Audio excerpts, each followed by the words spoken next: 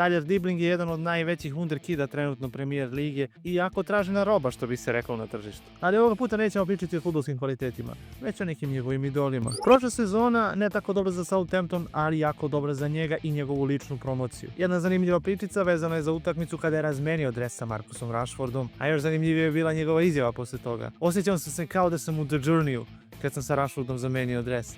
Imao sam osjećaj kao da sam upuno Alexa Huntera. Ko je igrao The Journey, sve mu je jasno i koliku poveznicu sve to ima, jer kažu da je lik Alexa Huntera rađen baš po Marcusu Rashfordu. Nije prvi slučaj da se neki igrači i klubovi povezuju sa nekim fiktivnim likovima iz filmova ili video igrica. Ranije smo imali primer Newcastle i Santiaga Munjeza, pa čak je pre par godina i Newcastle doveo igrača sa sličnim imenom iz Meksika u nadi da će ostvariti bar 50% onoga što je ostvario njegov istoimeni lik u filmu, ili ipak možda to bio samo dobar marketing. A za moderne generacije to će biti uvek The Journey, Alex Hunter i ostala ekipa.